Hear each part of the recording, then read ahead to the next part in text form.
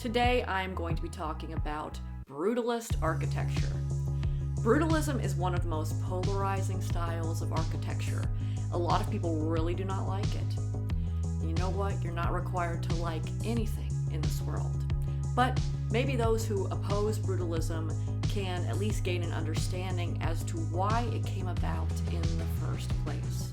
I want to start off by saying that design is a response. And as I have found in my relatively brief study of architectural history, most architectural movements are a response to or against the movement that came before it. And we get this sort of tug of war across recent history. Look at the opulence of Art Deco that existed in the 20s and into the 30s, and then that gave way to the seriousness of modernism and brutalism, and that sort of boomeranged back to the imagination of postmodern design.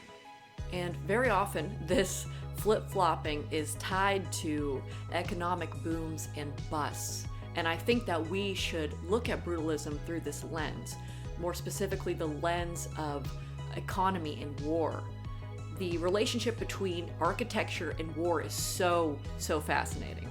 Brutalism first took off in the wake of World War II, when Europe needed to essentially be rebuilt again, just like after World War I. Only this time the devastation was far greater.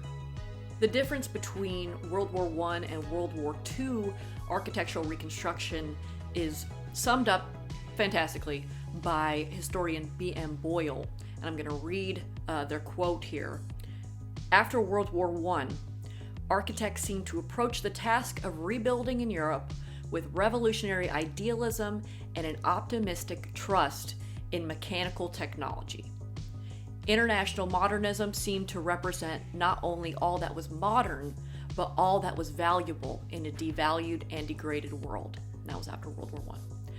The generation following World War II had less use for idealism, revolutionary or otherwise. In other words, the wind was out of the sails when rebuilding Europe a second time. Like, we can't keep doing this, you guys. But the devastation was, again, far greater after World War II. But Europe was rebuilt more quickly this time, and that is thanks to better international cooperation, like the Marshall Plan. So brutalism was a practical response and not an ideal response. We're rebuilding Europe quickly, we need public housing desperately, concrete is cheap and available, and we don't have the resources for extra finishes or ornamentation.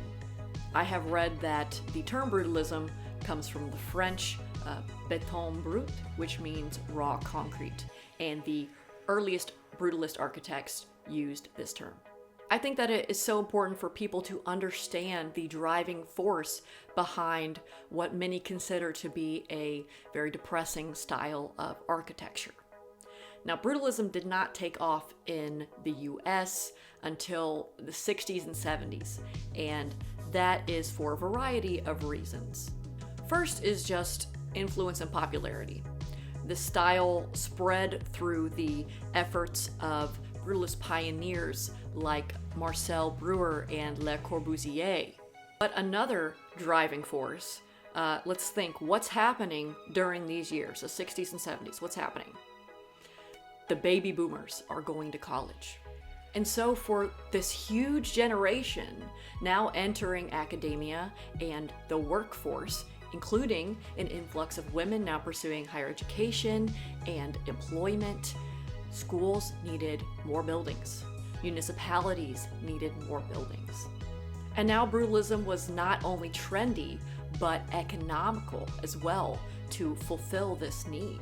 And we have a prime example of this here in Louisville with the University Health Sciences buildings down on Preston and Muhammad Ali, which is just a brutalist compound.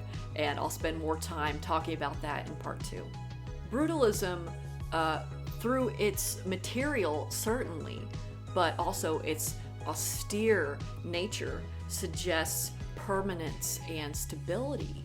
And we see a lot of government buildings done in the Brutalist style, like the J. Edgar Hoover FBI building, the Boston City Hall, and Louisville's own Halls of Justice on West Jefferson.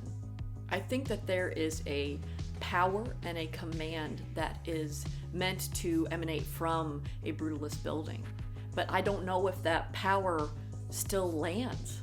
I will be the first to say that not every Brutalist building looks good or is inspiring. In fact, most are uninspiring to me.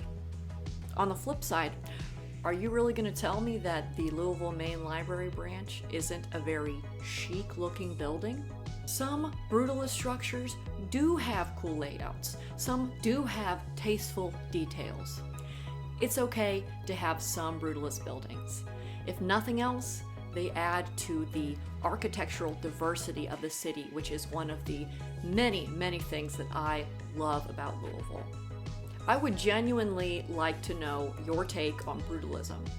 Yay or nay? Why or why not? Okay? And be on the lookout for part 2, where I will talk more about the physical principles of Brutalism, and we will take a look at some Louisville Brutalist buildings.